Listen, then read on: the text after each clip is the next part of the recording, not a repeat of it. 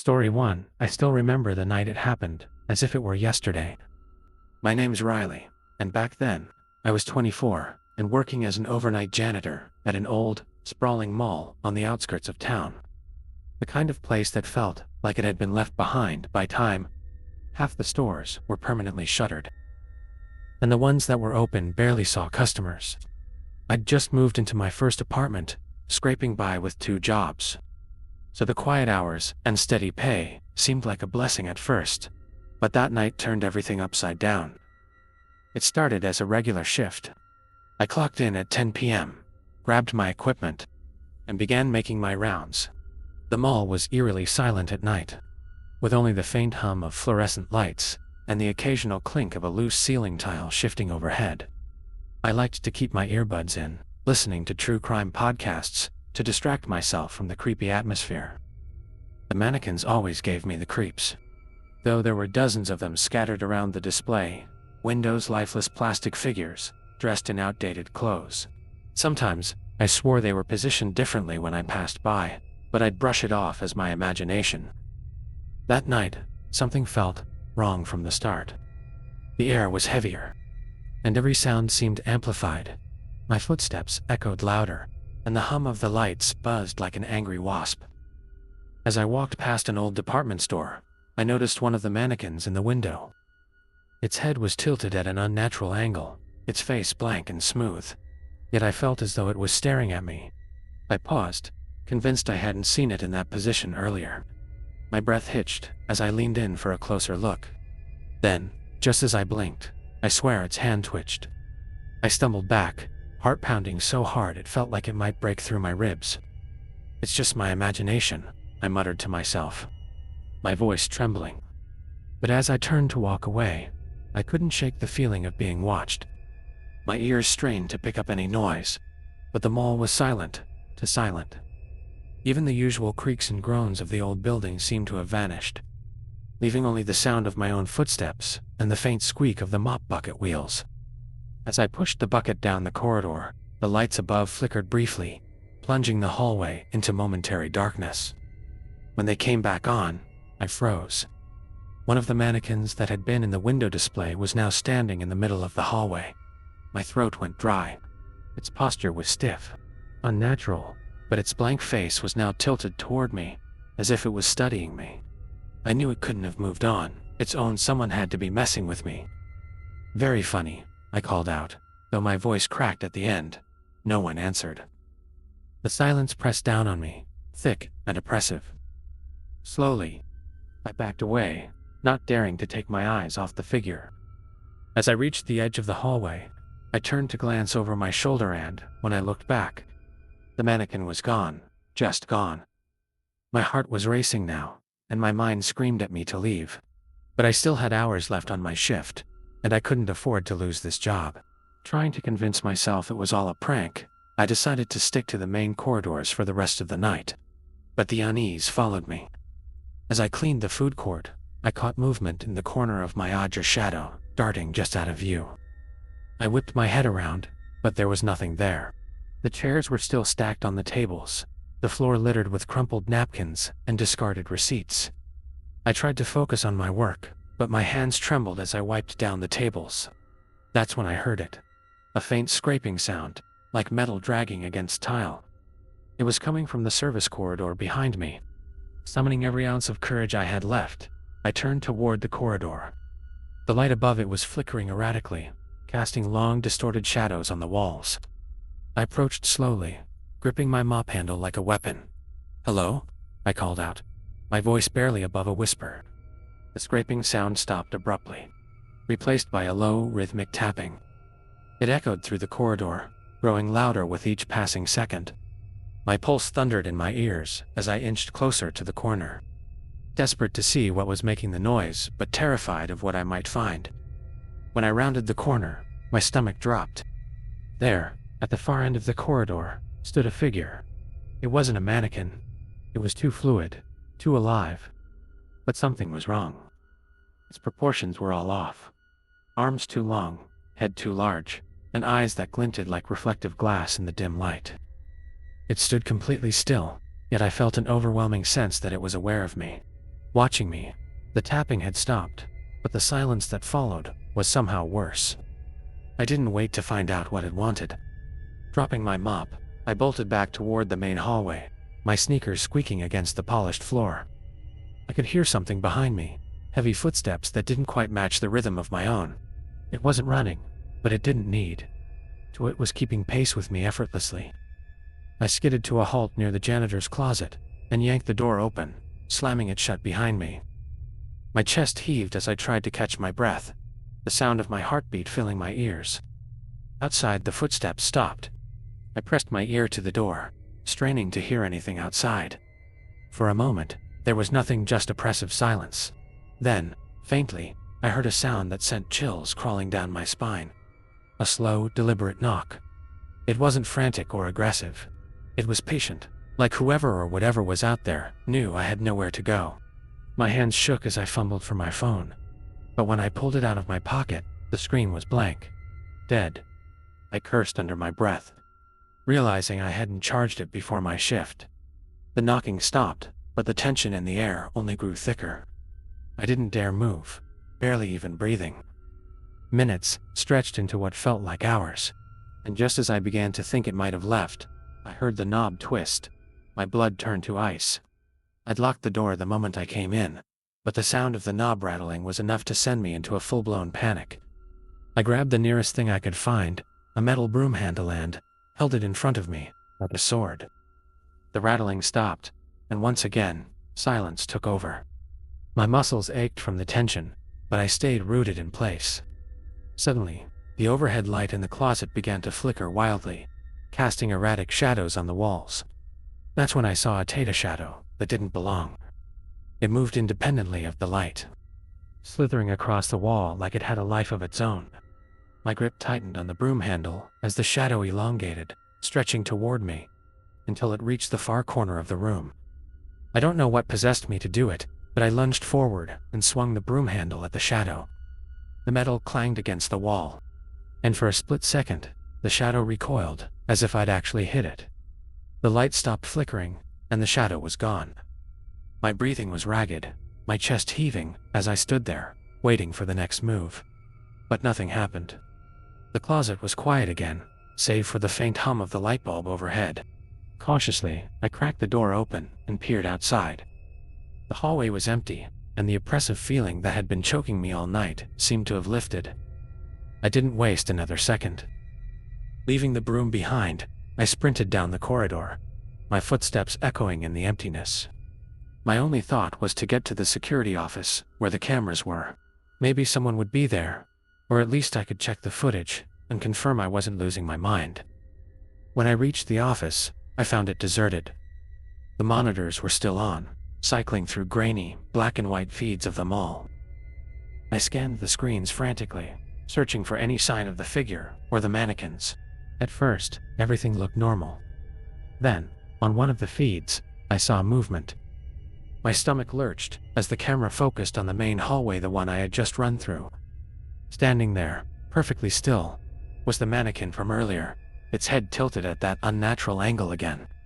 This time, it was holding something. The mop I'd dropped. I didn't wait to see what would happen next. I grabbed my bag and ran out of the mall, not stopping until I was in my car with the doors locked.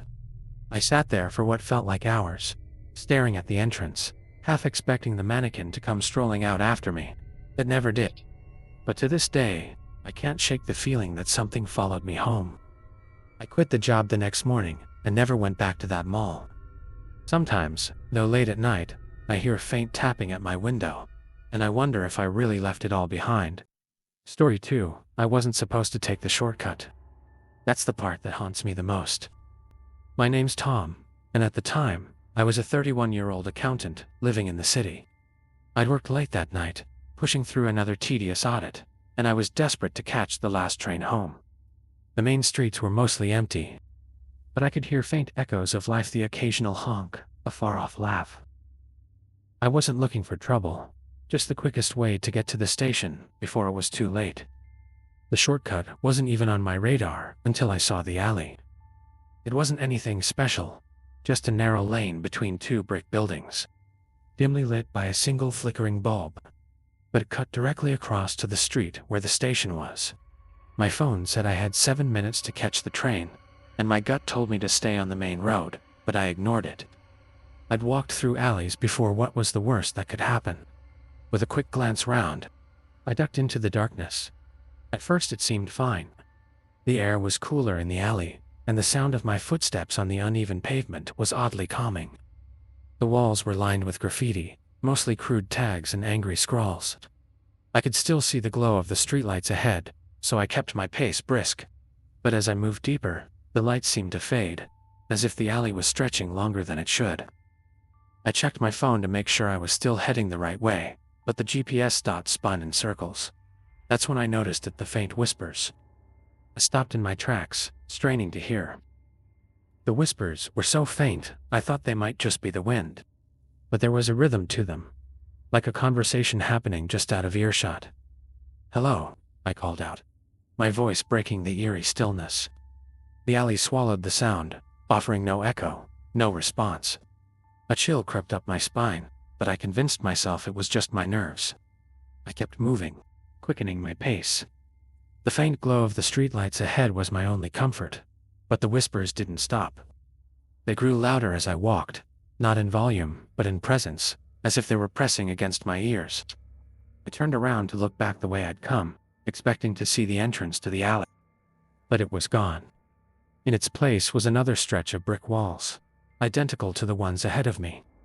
My breath hitched as I realized the alley had shifted, or worse, I'd somehow gotten turned around. Panic set in, and I started to jog, hoping the lights ahead would lead me out. The jog turned into a sprint as the whispers began to change. They weren't faint anymore, they were sharp, hissing syllables that I couldn't understand. My shoes pounded against the pavement, but no matter how far I ran, the exits seemed to stay the same distance away. The flickering bulb above me buzzed like an angry hornet, and shadows danced on the walls, twisting and writhing, as if alive. My lungs burned, but stopping wasn't an option. I could feel something behind me, though every time I glanced back, the alley was empty. That's when I saw the first dead end. It appeared out of nowhere, a solid brick wall blocking my path where the streetlights should have been. I skidded to a stop, the whispers now a cacophony that seemed to echo inside my skull. My chest heaved as I looked around, desperate for another way out. To my left, there was a narrow passage I hadn't noticed before, barely wide enough for me to squeeze through. Without thinking, I darted into it, hoping it would lead back to the main road. The passage was darker, the air colder, and the whispers softer now, but more sinister. They sounded closer, almost like they were right next to me. My heart was hammering, and the walls felt like they were closing in, the bricks rough and cold against my shoulders. I kept moving, my hands stretched out in front of me to feel for an exit. That's when my fingers brushed against something wet. I recoiled, holding my hand up to the faint light, only to see it coated in a dark, sticky substance that smelled like iron. Blood. Before I could react, the walls around me seemed to shift again. The bricks groaned, grinding against each other as the passage twisted and turned. I stumbled backward, tripping over something soft and falling hard onto the ground. My hands landed on fabric, no clothing. When I looked down, I realized I was sitting on a pile of discarded jackets, shoes, and backpacks. My stomach turned as I recognized some of the items. They were too fresh, too modern. People had been here before me, and they hadn't made it out. The whispers stopped. The silence that followed was deafening, more oppressive than the noise had been. I scrambled to my feet, my mind racing for a way out. That's when I saw a faint light ahead, like a lantern swaying in the distance. It was the first hopeful sign I'd seen since entering this nightmare. Against my better judgment, I followed it, stepping carefully over the pile of belongings and into another stretch of the maze. As I moved closer, I realized the light wasn't swaying, it was flickering. Like firelight, as I approached the flickering light, my hope quickly turned to dread. It wasn't a lantern, it was a fire burning inside a deep metal drum, and around it stood 3 figures. They were tall, impossibly tall, their forms wrapped in ragged cloaks that seemed to shift and ripple like smoke. Their faces were obscured, but I could feel their attention snap to me the moment I entered the clearing. My body froze as one of them tilted its head, sharp, deliberate motion that sent a jolt of terror through me. I wanted to turn and run, but my legs refused to move. The figures began to circle the fire. Their movements fluid and unnatural, like they were gliding over the ground. The whispers returned, louder now, coming directly from them. This time, I could almost make out words, though they were in a language I couldn't understand. One of the figures stepped closer, and I finally saw its face, or lack of one. It was smooth and featureless, like a mannequin. But its reflective surface caught the firelight, creating a grotesque distortion of the flames.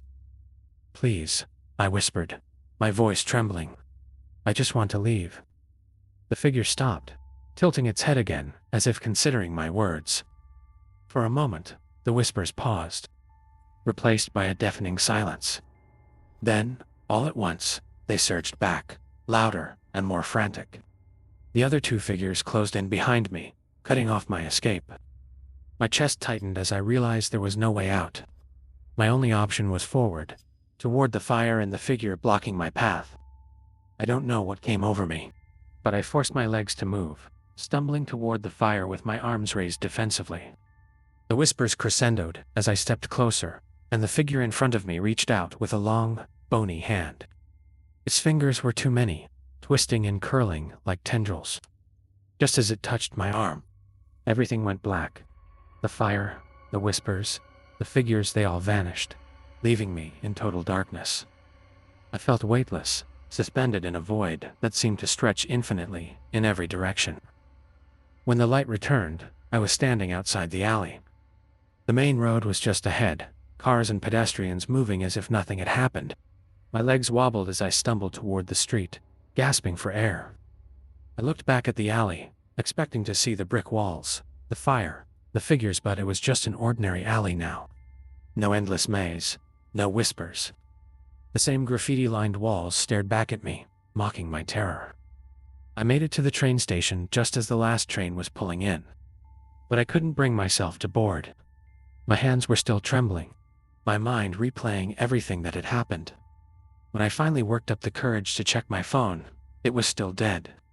But the clock on the station wall said it was 10:15 p.m. I'd entered the alley at 10:05, 10 minutes. It had felt like hours. I've never walked that route again, and I avoid alleys altogether now. But sometimes, when I'm lying in bed late at night, I hear the whispers again. Faint, distant, but unmistakable. I don't know what they were, or what they wanted. But I can't shake the feeling that I didn't escape them. I just delayed the inevitable.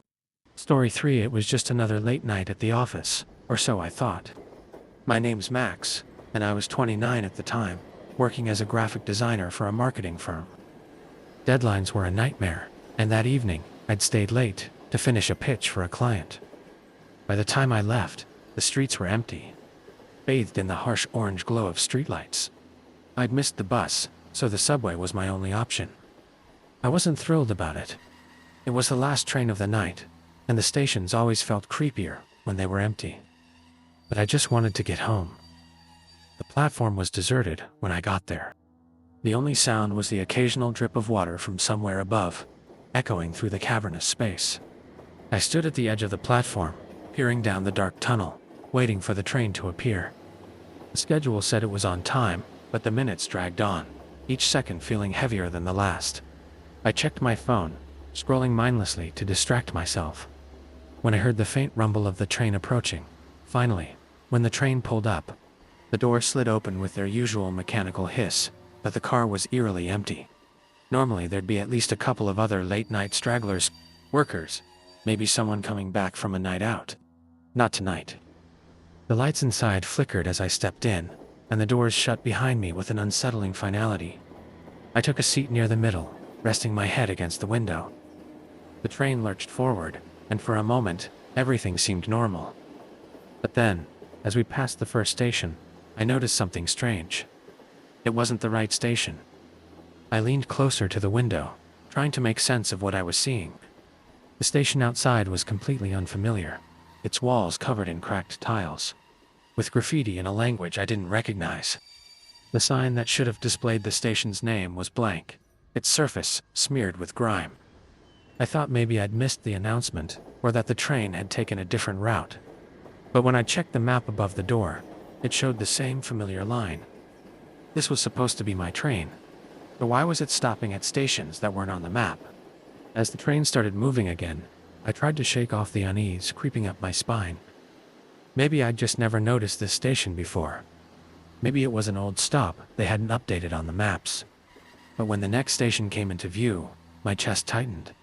This one was even stranger, dimly lit, with empty benches and advertisements that looked decades out of date. The posters were faded and torn, their smiling faces distorted into something grotesque by time and decay. Still, no one got on or off the train. I was completely alone. The lights inside the car flickered, and for a split second, I thought I saw movement at the far end of the train. My heart skipped a beat as I turned to look, but there was nothing there, just an empty row of seats. I shook my head, laughing nervously at my own paranoia. It was late, and I was tired. That was all. But as I turned back to the window, I caught my reflection hand behind me. In the faint distortion of the glass, there was a figure sitting several rows away. I whipped around, my heart hammering, but the seats were empty. My hands were trembling as I clutched my bag, my mind racing to make sense of what I'd just seen. I stood up, pacing the aisle to calm myself down, but the air in the train felt heavier now. Suffocating. The faint hum of the train moving along the tracks seemed louder, more erratic, like it was struggling to stay on course. I glanced toward the next car, hoping to see another passenger, but the door's window was fogged up, obscuring whatever might be on the other side. The next station was even worse. The train slowed down, and for a moment, I thought I saw someone standing on the platform, a figure in a dark coat, their face turned away. Felt a flicker of relief, thinking I wasn't alone after all. But as the train came to a stop, I realized the figure wasn't moving. It wasn't breathing. It was a mannequin. Its stiff body posed, as if waiting for the train. My stomach churned as the doors opened, and the mannequin tilted its head slightly toward me, its glassy eyes reflecting the flickering lights of the car. The doors closed, and the train moved on. I sat back down, gripping the edge of the seat. My reflection in the window stared back at me, pale and wide-eyed, but something was wrong. The reflection wasn't synced with my movements. When I tilted my head, it didn't follow. It just sat there, staring at me with a faint, almost imperceptible smile. I jumped up again, backing away from the window, and the lights flickered once more. This time, when they came back on, I wasn't alone. A man was sitting at the far end of the car, his face hidden behind a wide-brimmed hat. "Hey," I called out, my voice cracking. He didn't move. His head was bowed, his hands resting on his knees, as if he were asleep. Slowly, I inched closer, each step feeling heavier than the last. "Are you okay?" I asked, louder this time. Still, no response. When I was just a few feet away, the train jolted violently, throwing me against the seats. I groaned, clutching my side, and when I looked up, the man was gone. The seat he'd been sitting in was completely empty. I was trembling now, my mind screaming at me to get off the train at the next stop, any stop. But as the train slowed again, I felt a sinking realization. This station wasn't an escape. The platform was barely illuminated, its edges crumbling into darkness. The tiles on the walls were covered in strange symbols, drawn in a reddish-brown substance I didn't want to think about. The air felt heavy, oppressive, like it was pressing down on my chest. I stood by the doors, ready to bolt, but they didn't open this time. The train just sat there, humming faintly, as if daring me to step into the void beyond the windows. I pounded on the control panel by the door, shouting for help, but no one answered. The intercom crackled, and for a moment, I thought I heard a voice, low and guttural, speaking in a language I couldn't understand. Then it was gone, replaced by static. I turned back to the car, my heart racing, and that's when I saw them. Passengers, or at least, they looked like passengers. Figures were now sitting in the seats, their faces obscured by the shadows. They didn't move or speak, but I could feel their eyes on me. I backed away slowly, gripping the rail for support as the train began to move again. The figures remained perfectly still, their heads slightly tilted as if listening. I wanted to scream, to demand answers, but the air felt too thick to breathe. My reflection in the window was gone now, replaced by a dark void that seemed to stretch infinitely. The train picked up speed, hurtling through tunnels that looked nothing like the ones I'd seen before. The walls were rough, jagged, almost organic, and faint whispers began to creep into my ears. I couldn't take it anymore. Desperation clawed at me as I ran to the emergency brake and yanked it with all my strength. The train screeched violently, the lights flickering in rapid bursts, and I braced myself against the sudden jolt. When it finally stopped, the car was plunged into darkness. For a few seconds, there was nothing, no sound, no light, just the suffocating weight of the unknown. Then, one by one, the lights flickered back on, revealing an empty car. The passengers, or whatever they were, had vanished. The train doors hissed open, revealing a platform bathed in a sickly green glow. I hesitated, fear and curiosity warring within me, but the oppressive silence made the decision for me. I stepped out onto the platform, my shoes crunching on a layer of dust that coated the floor. The air was cold, and the walls were covered in those same strange symbols from before. As I moved forward, I realized I wasn't alone. At the far end of the platform, a figure stood facing the tunnel, its back to me. It was the man with the hat. I wanted to run, but my legs wouldn't obey. The figure turned slowly, and I saw its face, or rather, its lack of one. Its features were smooth, like melted wax, and its wide-brimmed hat cast an unnatural shadow that seemed to stretch toward me. It raised one hand, pointing down the tunnel as if beckoning me. My body moved on its own, stepping closer despite every instinct, screaming at me to stop. As I crossed the threshold into the tunnel, the whispers returned, louder and more insistent, wrapping around me like a fog. I don't remember how I got out. One moment, I was walking into that darkness, and the next, I was stumbling out of a subway entrance into the cold night air. The city was quiet, the streets empty, as if no time had passed. But something had changed. My reflection in shop windows looked wrong, my eyes hollow, my skin pale. The next day, I found out that the subway line I'd taken didn't exist, had been decommissioned years ago. And yet, every night, I still hear the faint rumble of that train, calling me back.